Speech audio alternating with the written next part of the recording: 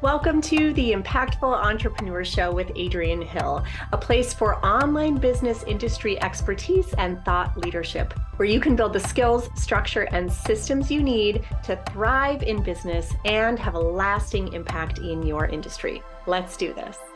Hello, everyone. I am so excited about today's interview. I am with the lovely Samantha Vlasceanu, the TikTok coach, and she is on a mission to convince businesses and brands that TikTok is not just for teenagers, and no, dancing is not required. When COVID-19 hit, her other business had to shut down. She had to pivot really fast, and TikTok is where she found her home. That's when she realized that she'd been organically reaching her audience on TikTok all along. She realized the power TikTok could have for businesses if they gave it a chance. So fast forward to today, Sam works with marketing agencies, coaches, lawyers, corporate brands, you name it. Sam ensures all of her clients are using the app with intention as a sales funnel in finding their target audience, coaching the strategies of converting their followers into actual paying clients, because that's what it's all about. And so, of course, we could not have this event without Sam. So welcome, Sam. I'm so excited you're here with us. Thanks, Adrienne, for having me. Yeah, absolutely. Now, I know TikTok kind of started it all, right? With the short form video. Prior to TikTok, all we had was stories, which were hot. People loved stories, but TikTok brought it to a whole new level. It brought in an element of fun that a lot of people felt like they were missing. And even when Instagram came on the scene and they brought in Reels and then they tried to push Reels to Facebook, there's a lot of people that still just want to hang out on TikTok. It's like the OG of the fun short form video and everyone loves it. So before we dive into all things TikTok, which I'm super excited about, could you tell us just a little bit more about your story and how you found yourself carving out this really interesting niche of making TikTok your home and just kind of how that all unfolded for you? Sure. I mean, Adrienne, when I first started this, guys, by accident, I did this whole business. I never thought I was going to be a coach. I was in the corporate world for 10 years, didn't love it. And then when I got laid off, I was like, okay, I'm going to start my first business. It was in travel industry in 2019. 1 year later, COVID happened and it wasn't the greatest idea to be in the travel industry at the time. So when I had to shut down and no business was coming in, and I felt like the only entrepreneur that couldn't pivot through all that, I turned to TikTok as a way to distract myself from the bad that was happening in my life. And I saw the good of what TikTok had to offer in terms of the creativity of the content creators on there. I was being educated on a daily basis, and I was learning, and I was being able to be inspired and laughing when I most needed it. And so I was like, TikTok has a huge potential right now, but there's a huge stigma that it's only for kids. It's only for teenagers. But imagine once businesses start getting the hang of this, how much money they can actually make off this platform. So I decided to master the algorithm myself, understand how the whole platform works. And then fast forward 2 years later, I'm a TikTok coach. That's so interesting. So you started just kind of throwing content out there, seeing what would stick, following the trends, learning yourself. Now I'm interested because you were in the travel industry and oh, my heart goes out to you because that kind of just died, right? It was not happening. Fail. I mean, now it's back big, but that's like years later, right? So clearly you had to choose some other niche, other something that you were going to become known for. When you first started putting content out there, where were you driving your traffic to? Like, were you just building followers in general? It was to my traveling business, actually. And I was starting to getting sales that way. I'm like, wow. And that's when the businesses started asking me, how did I do that? How did I grow my following so fast on such a different platform? Like on Instagram, I'm stuck around 2,000 followers. And that's been like 7 months later down the road. On TikTok, I grew that to 100K in 3 months. So the explosiveness of one platform where your content's reaching your ideal audience over and over again was so powerful, as opposed to where Instagram's your content's going out to the same audience over and over again. Yeah, the algorithms are set up totally differently. Mm-hmm. I've heard from multiple people, it's so much easier to grow your following on TikTok. And just being a TikTok user myself, I feel like there's way more comments, way more engagement in general on TikTok than any other platform. Any other platform people want to watch, but not really engage. TikTok, they're actively engaging. It's really a fun place to be. Yeah, the quality of engagement is definitely very different. But mind you, Instagram Reels is still fairly new. It's only been around for like less than 2 years, I would say. Yeah. Yeah. And really only in the last 6 months have they been pushing it, I think. I know they beta test everything, right? And so small little pockets of audiences get it over time. So yeah, it's interesting. So even when your industry, the travel industry, was struggling, you were still getting sales because of TikTok. Because of TikTok, yeah. And that's when the light bulb moment hit. TikTok can have a huge advantage if businesses start jumping on now before their competition jumps on. We look at Instagram. Every single coach is on Instagram. If we look at the product-based business, every single product-based business is on Instagram. Marketers, sales guru, they're all on Instagram. Mm-hmm. If you had an opportunity to restart it all over again and have the opportunity to monopolize the platform before your competition jumps on, this is now. Like it was TikTok. But Yeah. it still is toward TikTok for many industries. It's in a lot of ways, it's a blue ocean. It's not overly saturated. It's Mhm. not full of people. Like, I think there are still a lot of people who in their mind, it's for teenagers, it's for dancing, it's not for business. And so the few people who are using it for business are just cleaning up, Mhm. which is incredible. Adrienne, do you serve over 30-year-olds? Yeah, absolutely. Is that your ideal audience? Like you want to hit that over 30-year-olds, right? Not the 20-year-olds, Yeah. not the teenagers, the over 30-year-olds on TikTok. There's about 400 million active users right now on there, spending 82 minutes a day on TikTok. That's almost a whole movie every single day, this audience. And so your audience, Adrienne, is on TikTok. The viewer's audience is also on TikTok, and they're absorbing content from other people right now and not yours. And that's a huge issue for 82 minutes. That's a lot. It's like a long time.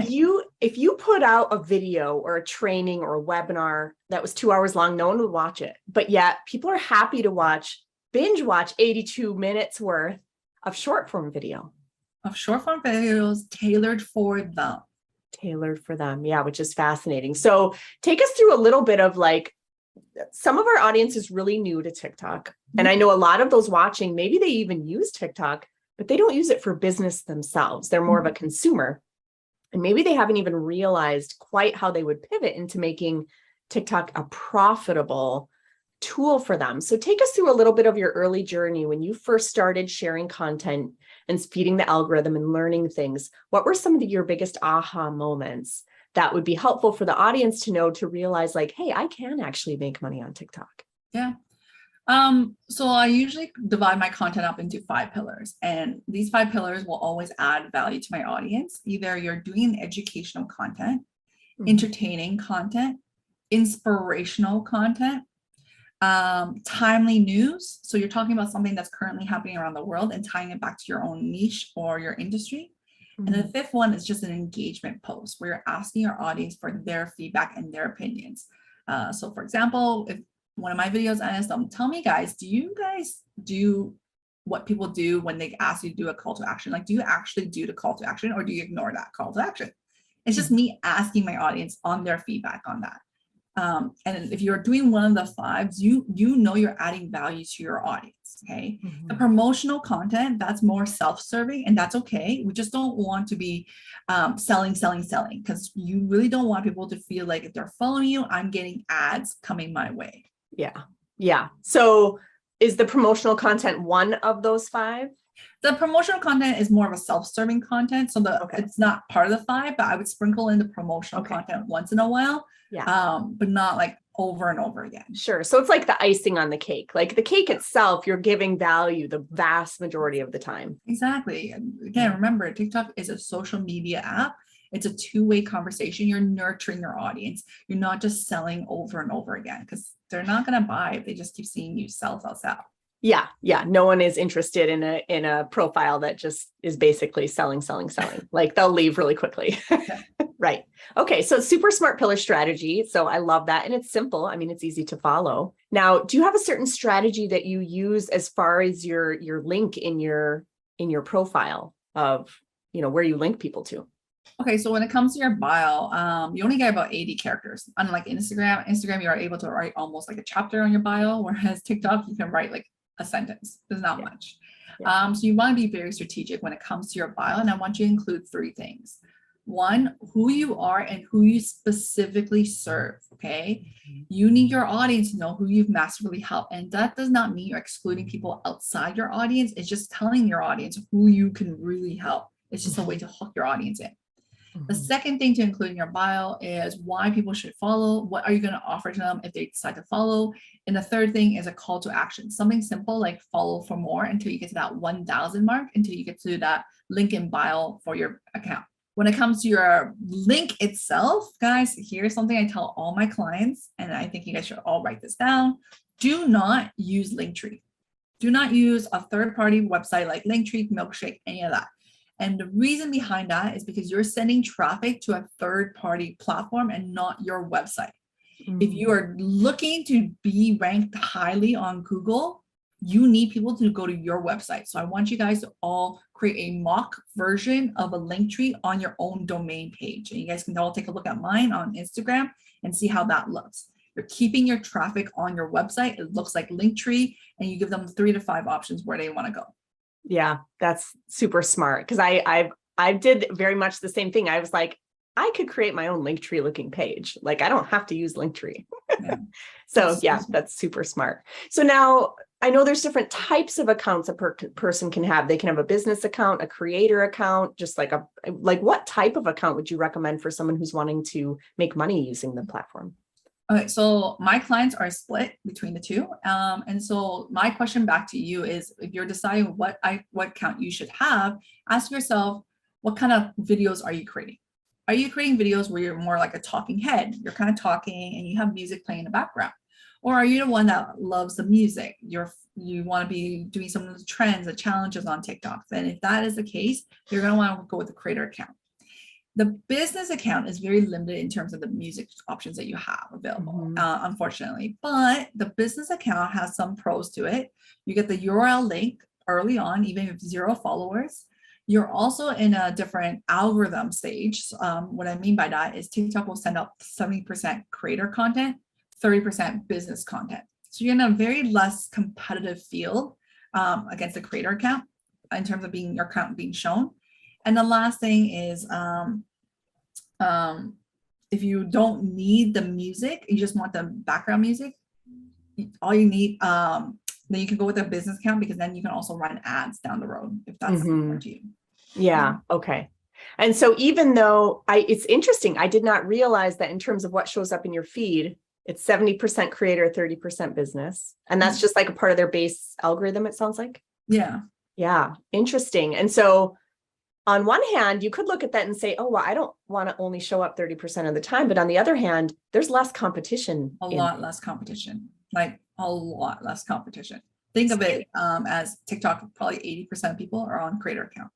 Yeah. So you have a pretty good likelihood of showing up as one of the top creators in that business niche if you're putting out good content, like following the 5 pillars, as you suggested, for example. I know in the beginning it's a lot harder for people who are like, oh, I can't even use this music. I don't even have access to it. You do find workarounds around it, and you find ways to work with what you have, as long as you just add value to your audience. Yeah, absolutely. Now, how important is it to create the content directly inside of TikTok versus creating it in some other app and then just like uploading it into it? Okay. I probably will be disagreeing with a lot of TikTok coaches out there. I actually don't like creating my content in TikTok. Yeah. It's easier, but a lot of my clients do. Okay. So if you want to create your content in TikTok, it's a lot easier. But the reason why I don't like creating my content in TikTok, for a couple of reasons, is one, your quality is very compressed. So think about it this way. You record a video on your camera phones at 100%. Now you're uploading to TikTok. Now it's at 70%. Then you have to remove the watermark to then repost it onto Instagram Reels. Okay, so now you're at 50%. By the time you upload it to Reels, it's like 40%. So it's like grainier and grainier and compressed along the way. The quality is just, and you really need your video to be on par with all the other videos on TikTok. Now, if you were to film in TikTok, your quality, instead of being starting at 100%, will now be starting at 70%.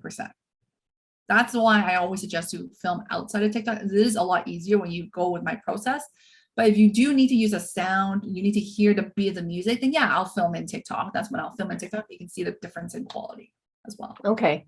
So have you noticed a difference in terms of how the algorithm picks up your content between the two? Or if it's good content, it's going to hit no matter what? Or I mean, if you are like, so I film in TikTok if I have to use some sort of feature in TikTok, and TikTok appreciates it when you do use features in TikTok, because they know it's an original video for sure, because you're using some special effect, you're using the green screen, you're using the music, etc., to film in TikTok. But I don't think it's like absolutely more favorable. Like, I don't think, maybe it's like a couple points more favorable, but I don't think it's like 50% more favorable. okay. Yeah. And especially if you're in that business creator account where there's less competition, if you have really good content, if it's made on a different app and then just imported into TikTok, it sounds like that's fine to do. Yeah. Yeah. Okay, perfect. Now I know if you're going to take the time to make a TikTok, like why not clean it up and repurpose it as a reel? What's your favorite app to do that? Just out of curiosity. Yeah, so I use InShot, InShot. This is my favorite video editing app. There's a free version of it. That way I keep the original file on my phone and now repurpose it to TikTok, to YouTube Short, to Pinterest, to Instagram Reels, without having to compromise the quality of the video. The text itself, I would always suggest to everyone to always add it in the native platform you're using. The reason behind that is because if you're adding the text in TikTok, the platform, TikTok will be able to pick up those words and keywords you're using in the video itself. Yeah. The moment that you upload a video that already has text on it, it sees it as a video, but it won't be able to pick up the words you're using and won't see the metadata of it.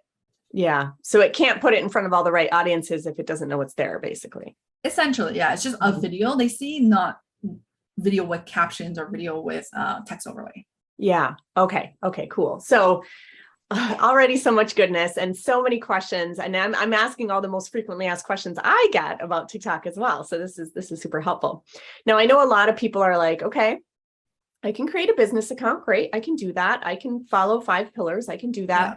But to really make a lot of money, I mean, do I have to do the super popular? Do I have to dance? Do I have to use certain audios? Do I have to do things that I don't really want to do? Right? Like, do you have to go viral to make money? I guess is the question.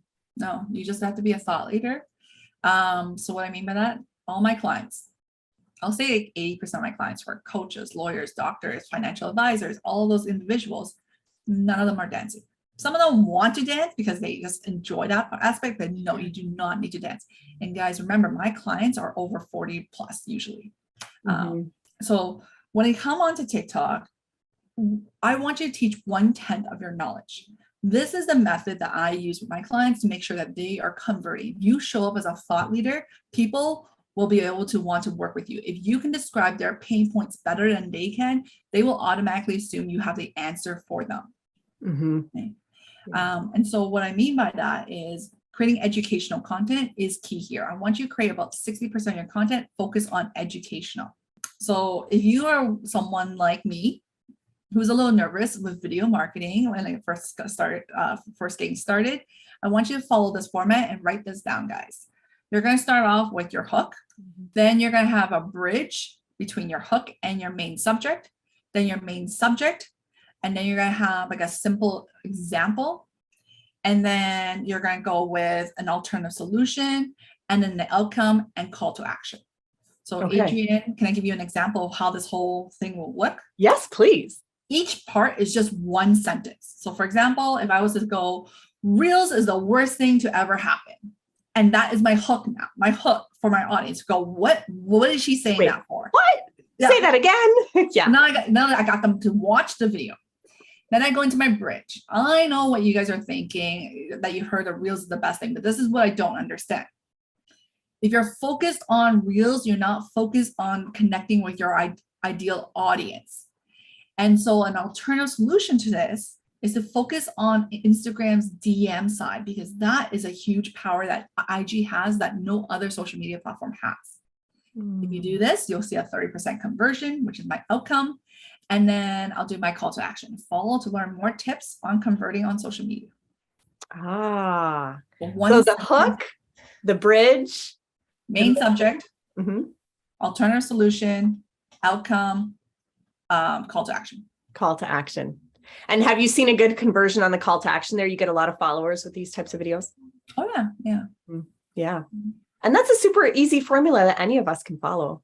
A lot of us, we're all experts, right? We're all experts here. Yeah. Yeah, that's interesting. So if you're following this formula, like how many times a day, if you're brand new and you're just starting your channel and you're just finding your followers and kind of getting your groove, how many times a day do you recommend that people post this type of stuff? Okay, so a lot of TikTok coaches will say you gotta post 3 to 10 times a day in order to grow your account. I'm like, oh my God, like that's overwhelming. That is overwhelming. Second of all, that's not sustainable for many of us. And the third thing I want you guys to remember is most of those TikTok coaches are talking to influencers and content creators who have literally their job is to spend hours on this platform. My client, which are you guys, is business owners. We're spending 10% of our time on TikTok, which is part of our whole marketing strategy, right? Like we have other things on the go. So instead of focus on trying to post 3 videos a day, I want you to be consistent. Frequency is less important than consistency, but quality is king. And so I want you to be able to commit to posting 5 a week, 7 a week. And that's essentially 1 a day. You're not making a video every single day, but I want you to do a batching. And write this down, guys. This is the workflow I normally typically do as well. Day 1, you're doing your research on the 6 to 10 videos you're going to be doing. You're going to write down your little script, highlight the key points you're going to be talking about, and then figure out the format that you're going to put it in. Day 2 is when I'm going to block off in my calendar for 3 hours to film 6 to 10 videos. Day 3 is when I'm going to edit all 6 to 10 videos, and I'm going to post 1 a day from the next for the next 2 weeks. So it's just a simple, repeatable 3-step process. Yeah. And each time you go through these 3 steps, you have enough content for about 2 weeks. About 2 weeks, yeah. And the idea here is, as humans, repetition is a lot easier for us than trying to do everything all at once. So if you're going to try and do scripting, to research, to then filming, to then editing all in one day, you're going to feel burnt out, especially since video marketing is not a trained skill that many of us are born with. Yeah. Yeah. So with 6 days a month, you can be full of content. 6 days a month, yeah. Because 3 days gives you 2 weeks, another 3 days, another 2 weeks. I mean, you have a whole month's worth of content in about 6 days. Yeah, typically, once you get better at it, once you get in the groove of things, you shouldn't be spending more than 9 hours every 2 weeks on TikTok, which is about 30 minutes a day. Okay. And I can see how if you have a repeatable system, a repeatable process, a certain way that you fill out these scripts, a certain way that you hit these pillars, I mean, that makes everything easier, right? Because instead of going through decision fatigue of like, oh no, what am I going to talk about today? There is no decision fatigue. You just follow the process, follow the steps.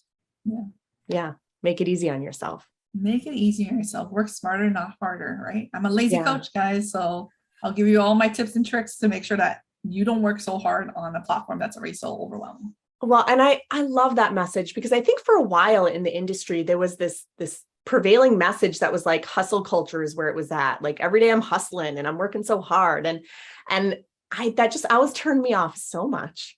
And it's so refreshing to meet other coaches like you that are like, wait a minute, let's work smarter, not harder. I don't want to hustle myself to death 24/7, right? Like there's a better way to do this. You mean you didn't quit your 9 to 5 so we work 24/7? Right?